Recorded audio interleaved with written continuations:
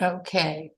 This afternoon, we have Hannah Benefield, and she is going to talk to us about how ritual strengthens creative practice in a world of constant distraction.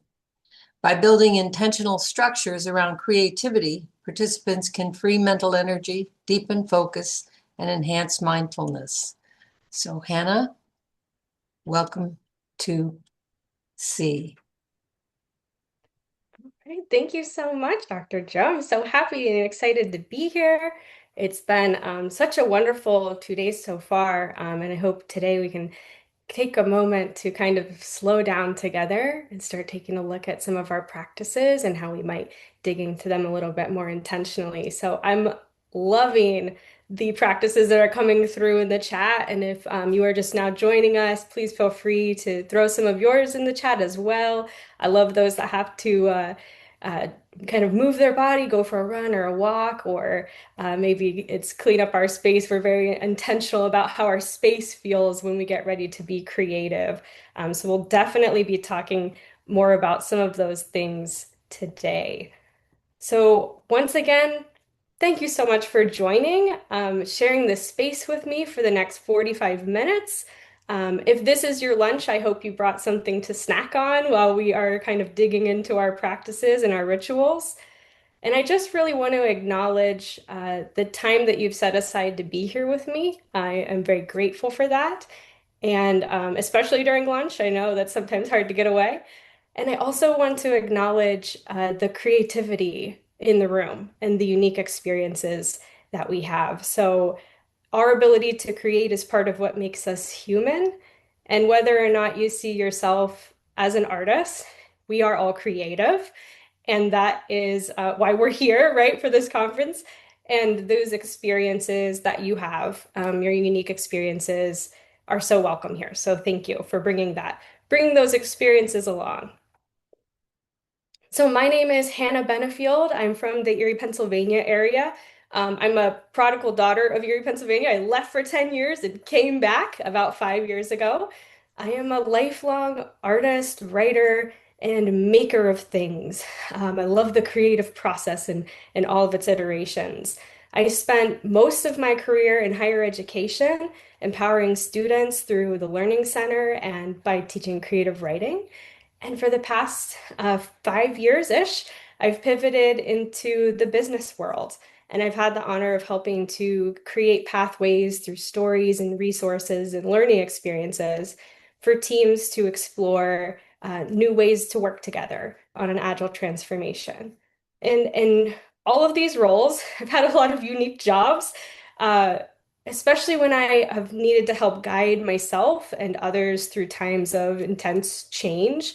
My mission has always to been create these mindful, intentional, safe environments and help us to connect to ourselves and our creativity. And that's what I want to do here today with you. I want to create an environment together to help us connect to each other and to our creativity. So we're going to go on a little bit of a journey here together. We're going to, as Dr. Joe kind of teed up, we're going to be talking about the power of ritual in our creative work. And we're going to look at least the beginnings of how do we design these rituals to help maximize our creative process. We're going to check out a little brain science for all you psychology nerds out there. We're going to discover the surprisingly hot discourse in the ritual research community, surprise to me. And we're going to connect it back to our own practices in our creativity and our lives. It expands it beyond our creative practice and how we live. So my hope is that you're going to start seeing those patterns of your own rituals, learn how to activate them intentionally, and allow them to be that safe container from which your creativity can pour, especially in times like these where everything feels so loud and so chaotic. So if we're going to leave on a journey, we need to pack a few things in our bag in order to make the most of our time together. So I've prepared a few guidelines for us today. The first one is easy. We're already doing it. We're being curious about new ideas, new strategies, new perspectives, how we might connect these to kind of how we live and work and the patterns we have today. Let's be open, let's learn from each other and share our experiences by engaging in the chat like we just have been. So I was loving that and learning from all of you. I also like take notes of some of the interesting things that you share. And be indulgent. Let's dream and play, and maybe even be a little unserious. We're here to make meaning, not maximize shareholder value, at least for the next 45 minutes. Let's just kind of dig into that playful side of ourselves. So we've been practicing these, and please continue to share in the chat if you have questions or comments. I would love to see the chat pinging throughout this time we have together, and I cannot wait to learn with you today. So let's get into it. If you are chronically online, you may have noticed a trend that has been happening this year, especially since like the new year.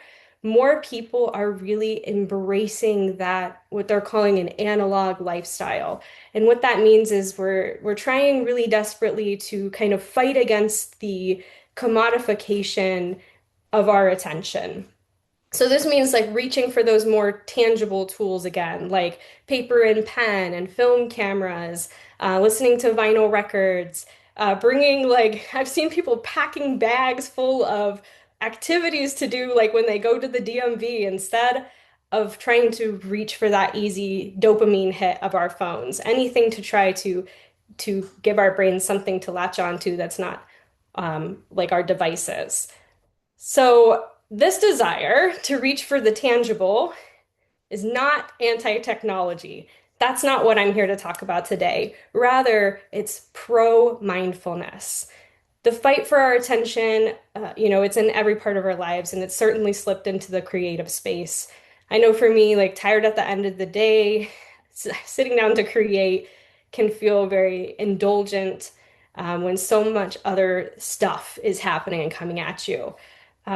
Or sometimes it can even feel impossible to kind of switch your brain into the mode that requires that concentration and depth. It's like trying to pull like water out of a dry well. I sit down and nothing happens. And so many of us, I don't think it's just me, we're searching for ways to fill that creative well again and really reconnect with presence. So these analog tools that and practices that we're going to explore today, they help us to really slow down enough for those deeper patterns of thinking and creativity to start to emerge. So I want to hear from you guys. It can't be just me. Are there any pro mindfulness trade-offs that you've been making in your life lately? Trying to maybe get that phone out of your hands for a little bit. I actually have like one really great example while we're thinking. I brought it as my prop here today. I created a telephone box that hangs on my wall, and I put my phone in phone jail when I'm trying to sit down and create. My phone was in phone jail a lot this past week. I love it, Michael. Forgetting the phone downstairs. Oh, reading. Yes, picking up a book instead of picking up the phone. Um, Read actual physical books instead of reaching for the Kindle. We've got knitting. I love it, keeping those hand busy. Puzzles. I have been getting into puzzles a lot lately too, and it's been a wonderful thing for my brain. Taking a crochet class. I love that. Keep your hands busy. Purchasing an alarm clock instead of having the phone by the bed. I did that this year too. Love it. And then oddly enough, cleaning. I love it. Keep yourself kind of busy instead of, sitting down and scrolling. I love it. Thank you. Keep them coming. I would love to see more. So let's talk about the brain a little bit before we launch into how this impacts us. So one thing I know about the human brain, we love patterns. That's how these kind of trends appear, right? And now we're seeing everything. The algorithm is built on it. Once we pick up on something, I feel like we see it everywhere. The kind of joke is like once you buy, a blue truck, you see a blue truck everywhere you go. My fun one is once I bought a pair of Doc Marten boots. I see like every single person with that classic yellow stitching, and it's actually led to a lot of fun conversations. But we're made for that. We're made to kind of create and see and catch and pick up on those patterns. And we know, right? Those pattern making skills have a purpose. Most notably, historically, they've helped us stay alive. It gives us the ability to spot prey or distinguish it from predator. It helps us to kind of identify and stay away from poisonous plants. It only takes like one time of learning from burning your hand on the stove, maybe not me, but others, to learn that like let's not touch that. Those repeated things that we notice kind of become data for our brains as we learn and we pick them up. And if we can turn that data into patterns or rules, a near magical thing happens, according to neuroscientist Daniel Bohr. We no longer need to remember that mountain of data. We only need to recall the one simple law or the one pattern that it's hinged on. So, this ability really helps us build skills, transform thoughts into memories, ingrain our conscious efforts into the subconscious. And one of the primary ways that we build these patterns is through repetition. This shouldn't surprise us, right? We practice instruments, we practice sports, languages, behaviors, good or bad, right? We repeat these things again and again until they get into our working muscle memory. And as we repeat these patterns, they get stored in our long-term memory and they get easier and easier for our brains to recall and engage. And this pattern making actually brings us comfort. Psychologist Michael Varnum says our minds are designed, among other things, to keep us safe from potential environmental threats. Drawing on this logic, generally a place, a person, or a food we've encountered repeatedly without being harmed should be preferred compared to new ones whose potential to help or hurt us is unknown. This is why we have comfort shows, right? The TV show we could watch 100 times, or comfort restaurants, the ones we reach for. It's something that our brain does. We know that that's safe. We know that's a good choice. And so we return to those things as comfortable to us because our brains can only process so much information at once. So these familiar patterns help, like they require a lot less mental effort for our brains to engage with. Excuse me. These help reduce our cognitive load and makes it easier for our brains to engage. So instead of our attention and focus being in like a heightened state while trying to navigate something new, we can create those familiar patterns as a framework for our brains. So allowing us to free up our mental energy and engage in deeper thinking. So building those frameworks means we don't have to be thinking about those anymore, and our brain power can be used for other things. So what about when repetition is not enough? When you are ready to start building new skills and developing new habits, the most common advice you get is about discipline. Like, you just need the right routine. You need to buckle down and keep showing up every single day. You need to like write 500 words a day or practice the same drills every day. And this is not bad advice, right? We need to practice. We need that consistency and the discipline to, to achieve our goals. But consistency and discipline alone is not enough to create and sustain that brain pattern.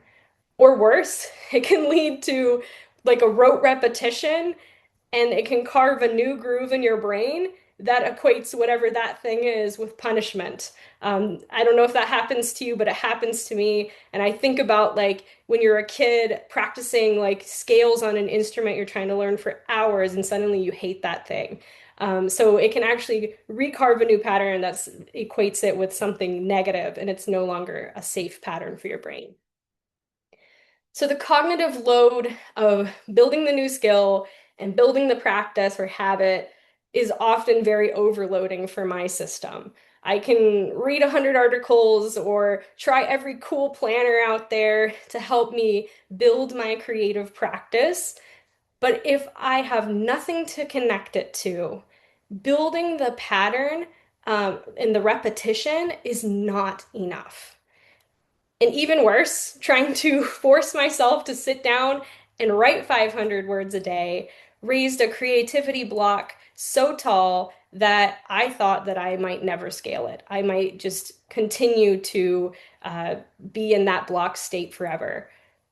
So I would love to hear from you guys about maybe a time you tried a new routine or habit. You tried it on for size, maybe you like read it in a cool article or saw a video about it. It's like, I'm gonna do that. And it just didn't stick. Or maybe worse, it made your creative block even worse than before. My best example is the first time I said, I'm gonna do National Novel Writing Month, and I think you have to write, oh gosh, more than 1,000 words a day to hit 50,000 in a month. That did not last long. It was a great idea, but it was just not for me. So I would love to hear, has there ever been a time that this has happened to you? Jillian, yes, morning pages. Um, in their how Julia Cameron describes them do not work for me either. I have adapted them that has been more successful.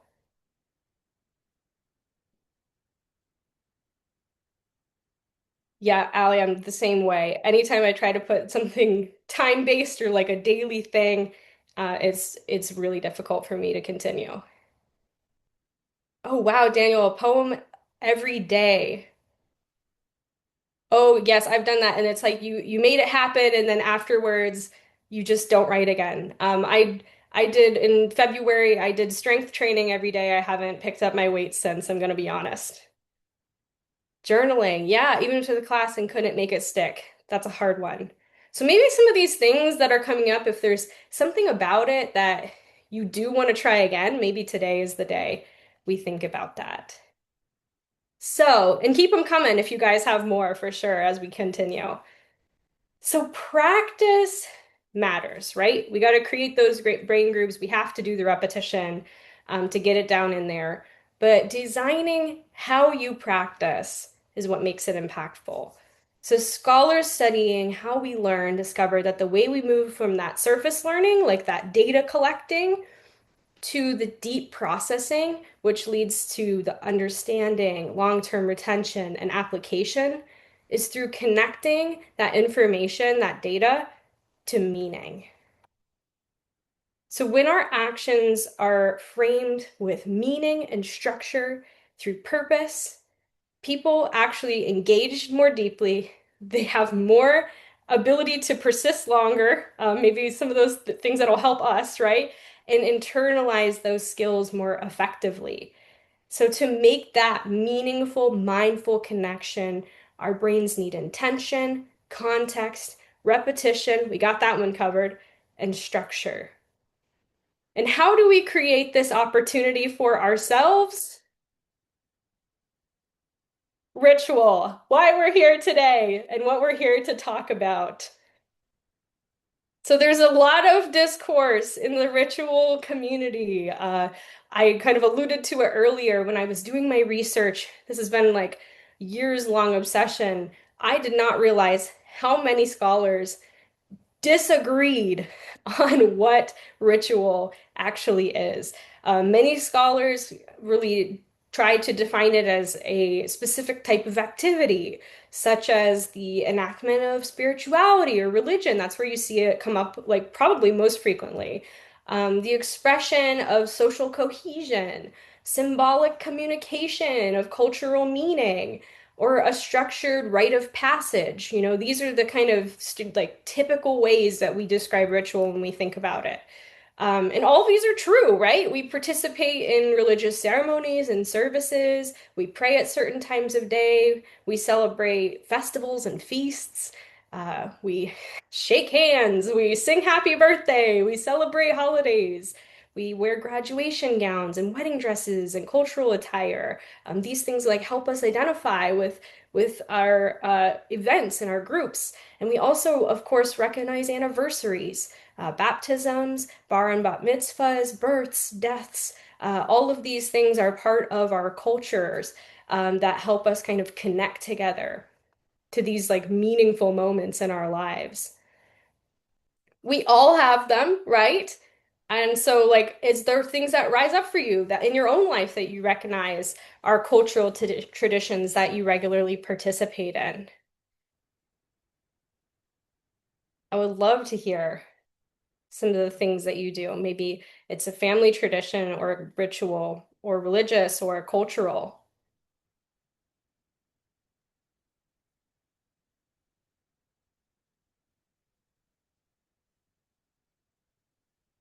Give us a second as we're thinking. Oh, I love that. Dinner together once a week. Dinner every Wednesday with the family. These are lovely. These moments of connection with each other.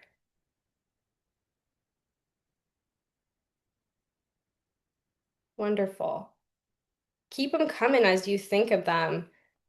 So all of these, oh, Sunday ancestor connection, lovely. Prayer gratitude every night and New Year's Eve family prayer. Weekly reset. These are great. I'll share with you I wanted to talk about it more in length, but there's just never enough time when we're together. One of my favorite rituals that I've created in my life is called New Month's Eve, where I pretty much practice New Year's Eve every every last day of the month to kind of ground myself in what happened the last 30 odd days and set intentions for the next month. And that's become like one of my most beautiful, important rituals in my life. These are wonderful examples. So keep them coming if they're coming up for you as we talk through these next bits. All right. So we've heard about kind of like ritual as it's described typically, but there is one scholar named Catherine Bell who is kind of the scholar in the ritual space and quite literally wrote the book on ritual. And she sees this in a little bit different way, encompassing kind of more of an expansive definition of how we ritualize our lives. And I think that's what we're getting at in the chat here, kind of expanding that definition. So she says, with this approach in mind, I will use the term ritualization to draw attention to the way in which certain social activities strategically distinguish themselves in relation to other actions. And I will translate this in a moment. She says, in a very preliminary sense, ritualization is the way of acting that is designed and orchestrated to distinguish and privilege what is being done in comparison to other, usually more quotidian activities. So, what she's saying here is that ritualization is a way in which we set apart those actions or practices and traditions of our daily lives and what makes them special or sacred.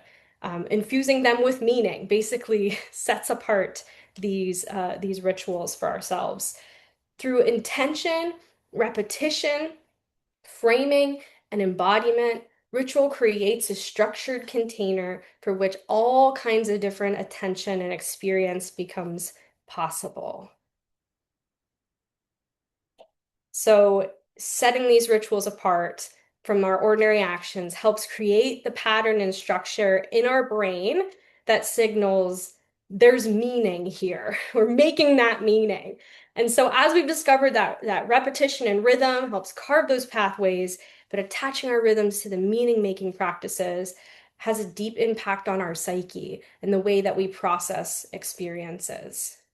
So, a study published in the Personality and Social Psychology Review, I probably could have talked about this study for the duration of our time, and I will not, but I will tell you what they found when studying ritual. They found that it helps kind of hone our attention, regulate our emotion, encode those collective scripts, helping us like really like internalize those things that we want to remember and learn it because we attach great value to them, we can actually we're more likely to complete the related goal that we're trying to do with our rituals. And it satisfies that fundamental need for order in our brain and helps us buffer against that negative uncertainty. And lastly, it kind of creates this feeling of self-transcendence. It allows us to kind of escape the ego-based thoughts or anxieties, the swirl, by kind of taking ourselves and putting our minds in a different place. So ritual provides the container that sharpens our attention, deepens our experiences, and helps us transcend the chaos around us so that our minds are freer to explore and create. It's not a decoration for our creative practice to make us feel more spiritual. Like we're not trying to make ourselves feel like more of a spiritual artist than we are. It's a cognitive tool and an invitation for our minds to really enter that creative practice and that creative space. So I'm going to invite you to make this real and start to recognize or build your own ritual practice. Maybe we're talking about one you already have, or maybe we're going to create from scratch. So before we do, I want us to participate in one of the simplest and favorite rituals that I do. So first we're going to light a candle together. If I can get my lighter to light. And we're working with raspberry mimosa today. And we're going to take just a couple of seconds to do some breathing. So just do 2 or 3 breaths. If it helps, you can use this image.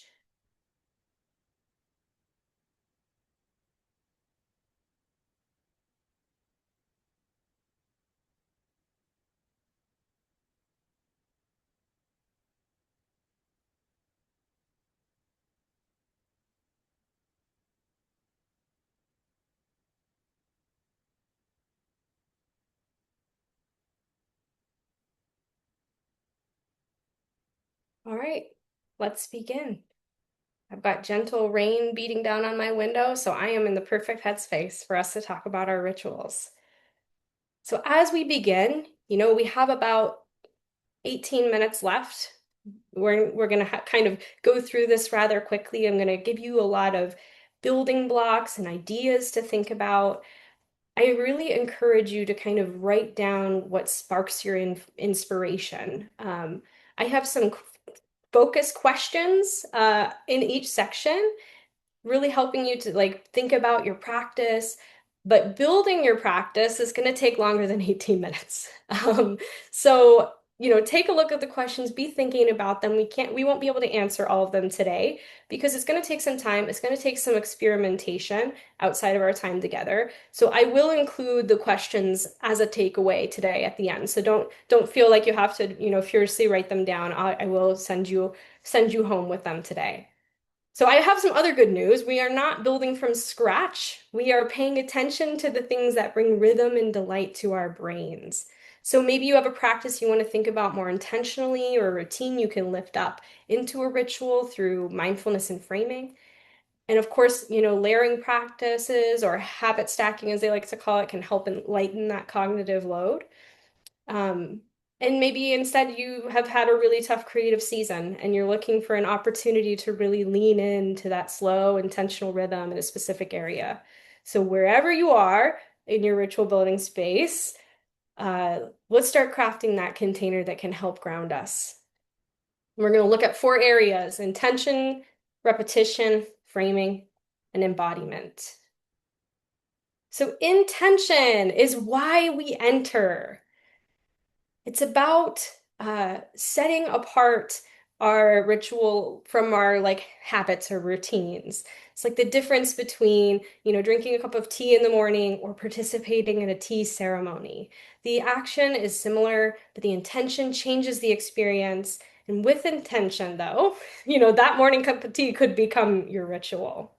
So when we talk about intention for rituals, I want to be very careful here. We are not talking about crafting a ritual for the purpose of increasing our productivity.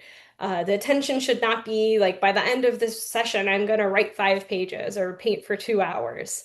For me, framing the creative session this way is really where my brain starts to turn it into a punishment. Like, you must, check these boxes. That's not what we're after here. In my day job, we talk a lot about being outcome focused versus output focused. So outputs are just as we described. It's like how much stuff do I want to do or how long do I want to work on this? But being outcome focused is looking at impact. We often talk about like what problem are you trying to solve? Or in our case, what meaning are you trying to make? Or what atmosphere are you trying to create? Setting our intentions is not about how much we produce, it's about why we're entering this practice. That shift has really changed how I approach my creative work. And it's something that I was really intentional about when preparing for this session. Every single day I sat down to work, I set an intention. I said, I didn't say I'm going to, work for 3 hours or get this thing done, this section done. I set an intention for the meaning of the session. So whether it was to sow the seeds or connect the dots or build my confidence or make it real, and those things became my North Star so that when I was feeling a little bit lost, what I was supposed to be doing that day, I had something to guide me back, the meaning behind it. The intention behind your practice, and maybe even like the mini intentions inside of your practice, um, they really help or they may look different, excuse me, depending on the meaning or experience. So you may need like a transition ritual to help you get into the creative session and cross that creative threshold. You might need an exploration ritual to help reduce like your cognitive pressure and open your curiosity, or something to close and mindfully reflect and connect, or a celebration to acknowledge your progress and mark the moment. Put those here. Um, or maybe it's a combination of these things. And where whatever it is, that can help kind of guide the rest of your creation of your ritual. So I'll have a couple questions to consider. Where can you kind of infuse meaning and intention into your habits and rituals that you already have? Or what moment in your practice needs more support or intention? What experience might your ritual provide? And what kind of atmosphere or presence do you want to step into when the moment begins? In the interest of time, I won't have us stop and share, but if you want to share, please do in the chat as we continue to talk about repetition. I would love to hear if an intention comes up for you. Please share it in the chat. So intention is the meaning-making pathway, and repetition is that rhythm, right? It's the way that our brains recognize that pattern. We've talked about rhythm a lot today, a lot about repetition. There are hundreds of articles out there talking about the habits of artists, and many swear by the repeated practice as a way for them to enter in. When author Haruki Murakami is working on a novel, he usually gets up at 4 a.m. to work. He will then spend his afternoon taking a run, like I believe Michael said earlier, or he will swim for a few hours, then he'll read, and then he'll go to bed at 9 p.m. But this isn't just a simple routine for Murakami. He says the repetition itself becomes the important thing, a form of mesmerism. I mesmerize myself and to reach a different state of mind. I am not here to encourage you to set rituals this intense unless that is something that speaks to your brain. Not every ritual has to be attached to time. Some incredibly effective rituals are instead triggered by situation or the transition, emerging when you need to pause, focus, or shift your state of mind. So, many of my rituals are response driven, and it really helps like when I need to begin, I need to cross the threshold. So when I sit down at my desk or enter my workshop and I stare at my blank materials in front of me, my rituals create that safe path for me to enter the creative space. So whether yours are tied to the calendar, maybe some of ours that just doesn't work for our brains. So, or it maybe they're sparked by an action. It helps to anchor your intention. So some are more impactful because of how often you do it, and others are more impactful because they are special and reserved, and maybe you only use them sparingly. So as we define our rituals and under what condition to perform them, think about how often. Is it a regular appointment with yourself or a doorway you can walk through when you need it? What's the trigger or inciting incident for you to perform your ritual? And how can frequency impact the meaning? And again, I'm going to give you these questions at the end. So let's talk about framing. It's how we enter this space and how it feels and becomes sacred to us. So my obsession with ritual runs deep, as I described. Over the years, I've visited monasteries, temples, churches, cathedrals, shrines, all common places where ritual shows up.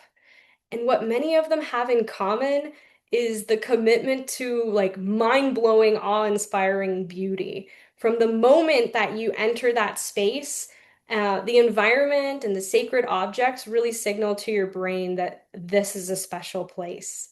In my own home, I have developed zones for different kinds of work.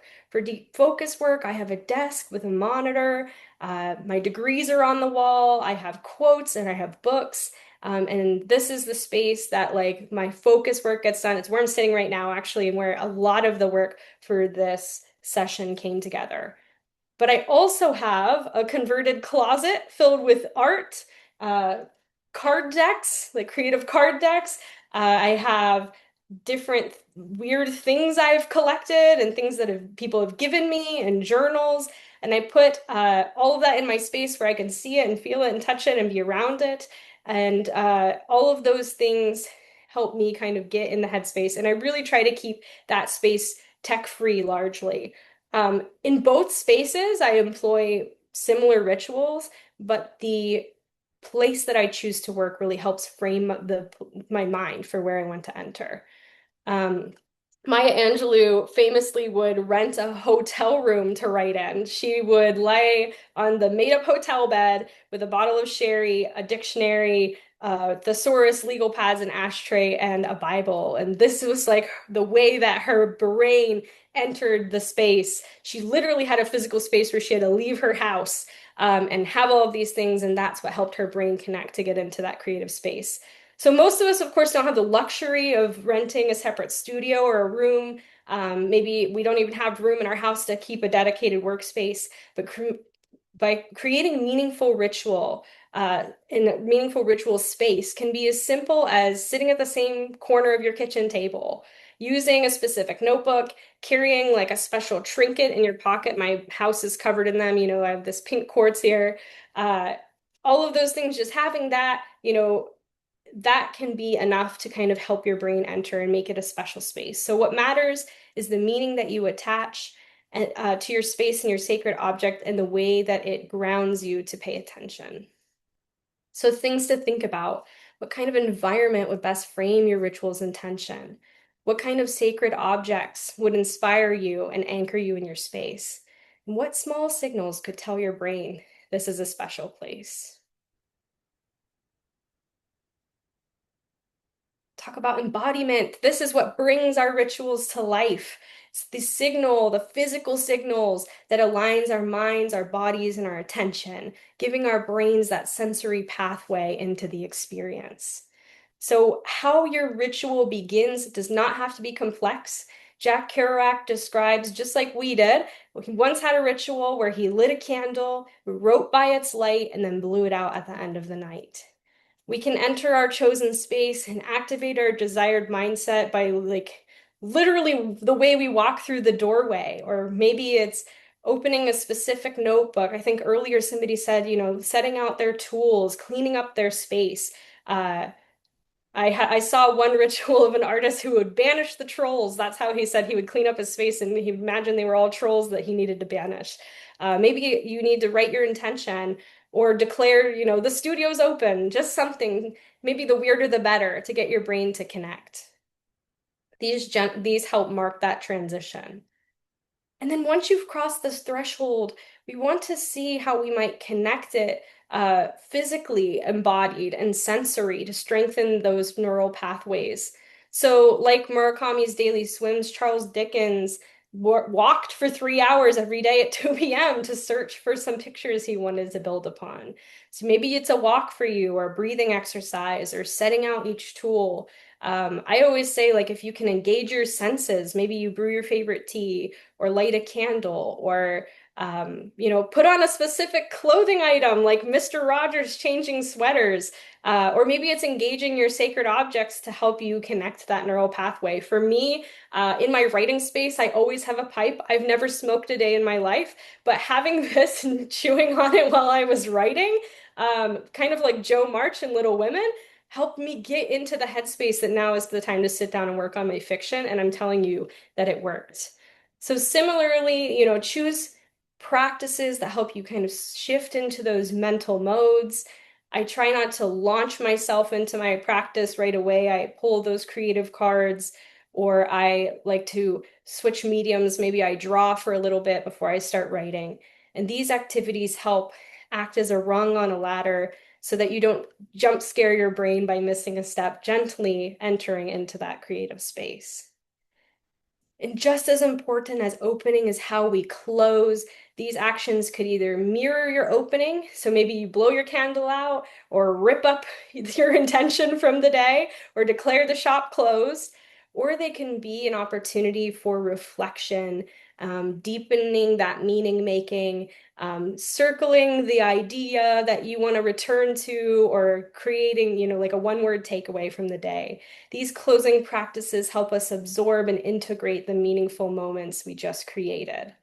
And of course, like these don't have to be multi-layered and complex. Maybe all you need to enter that creative space is to sit down at the table with intention, mindfully open your notebook and just let it rip. If that works for you, you do it. That's the practice that you can help connect to your brain, just like Kerouac's, light a candle, write for a bit and blow it out. Start small and see how that changes and grows over time. So think about, what are the opening and closing of our ritual that helps us enter and exit? What are those actions that can help us step incrementally into that space? And how will you engage your mind, body, and senses?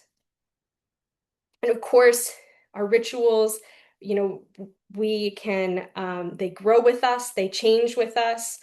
We are connected. It's the beautiful thing about being mindful about our practice is that we are processing our experience, and experiencing our process gives us the space to pay attention to what our minds and our bodies need. We're now aware of the way that we work, and we can start experimenting and adapting our practices. So not to be too meta, but maybe you need to create like a regular ritual adjustment ritual to give yourself that space to really think about what's working for you. Small changes can have a big impact. Even the little things can help your brain engage in a new way while staying anchored to those patterns that you've created. Because our rituals are never set in stone. They're a living container for your creativity and will continue to evolve as you do. So we need to go play. We are nearly out of time, and I have so much more to share, but we can collect things that inspire us, engage them with intention by carving those familiar pathways to free up our mental energy and open the doorway wide to our creativity. Let's let our rituals build a home like a little planter for our creativity to put down roots and bloom. So I do have one question for you as we're closing out. In one word, how would you describe what resonated to you today? And as you're answering that question, I have a little parting gift. I turned those questions that I know we had to go through quickly into a little zine that you can carry in your pocket. It's going to look a little bit like this when you cut the middle and fold it. And that way you can return to this practice in this space again and again. So let me go ahead and drop that in the chat. And you can print that off for yourself. I love it. Environment, outcome versus output, the senses, practice. Thank you. Thank you so much for your time today and for your participation. This was such a lovely time that we got to share together. Thank you so much, Hannah. That was really excellent. I got a lot of notes. Oh, lovely. I love to hear that. I realize that I have a lot of stuff that I don't assign any meaning to always, but We do. it We all do. Yeah. feels good to me, so I need to use it better. I love it. And we can look for those places we can connect even to how we leave the house or how we make our coffee. Yeah, I love it. Thank you. Are there any questions for Hannah before I close the recording? I will close and we'll still have a few minutes. The other people will be coming in shortly. Thank you very much, Hannah. It was great. Thank you so much.